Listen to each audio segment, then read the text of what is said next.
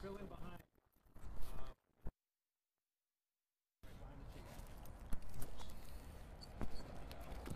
Oh, no, that's it. Under here. Okay. Let's try that again. There we go. Where'd you put your stuff? I stuck it right to his vest. He's got that little.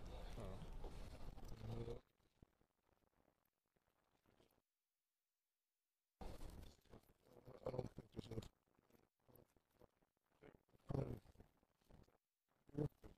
I don't care.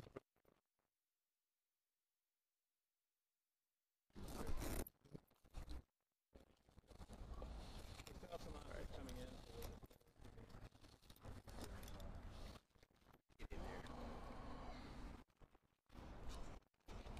There you go.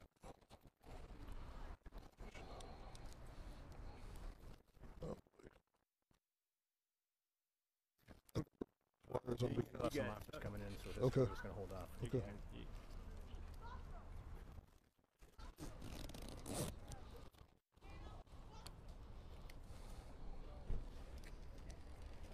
Sorry about this. Thanks for this. Thank you.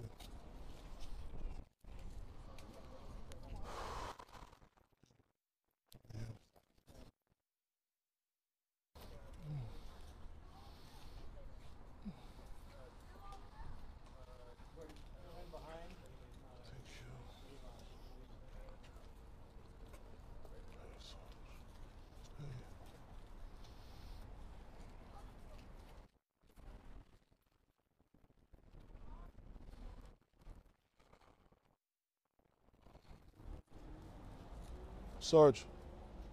Good?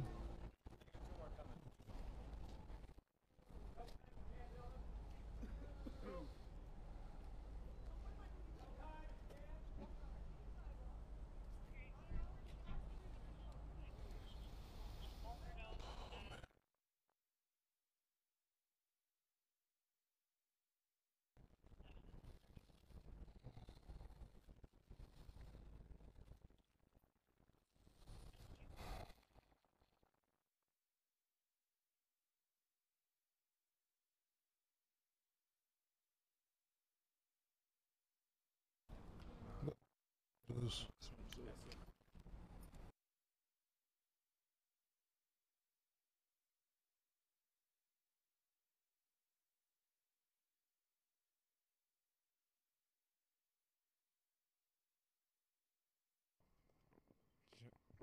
Check, check, check. 1, 2.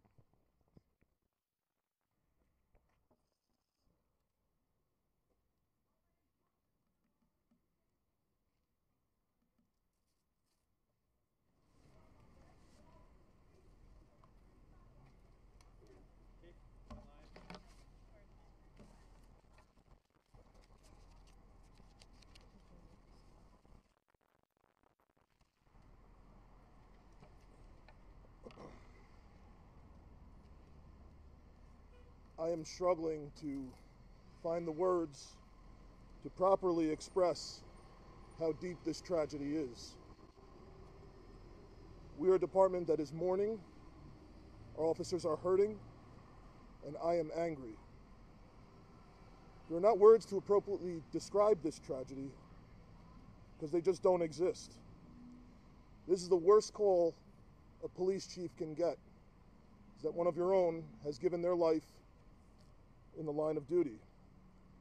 It's beyond comprehension.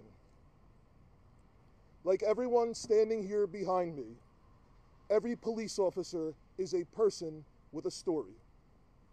Every officer has hopes and dreams.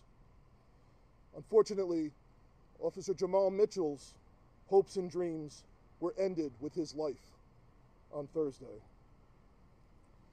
Jamal was 36 years old. He was a father, he was a son, a fiance, a friend, and he was a Minneapolis police officer. I'm angry and deeply hurt by the senseless and just violent attack on one of Minneapolis's finest. I knew Jamal. I had the distinct honor of swearing him in as a member of this agency. Shortly after hitting the street, I commended him and honored him for running into a burning house in the 5th Precinct to rescue an elderly couple that was trapped inside. Jamal loved the job, he loved the MPD, and he was faithful to the oath that he swore unto his death.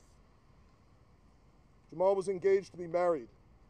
He died a hero, and like the police officers standing here with me, and like cops everywhere, he was one of the few that have the courage to stand up and answer the call every day. He died what we asked him to do on behalf of others.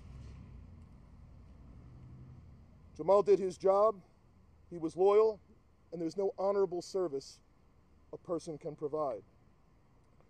Our investigators are working hard to determine the exact circumstances of how he was killed.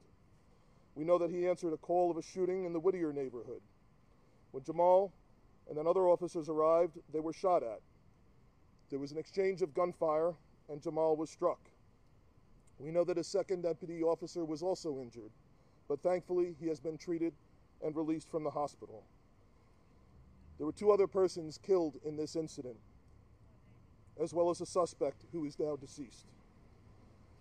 More details will emerge in the coming days and weeks, but I am asking the people of Minneapolis and Minnesota to keep Jamal, his family, and his friends and loved ones in their thoughts and prayers.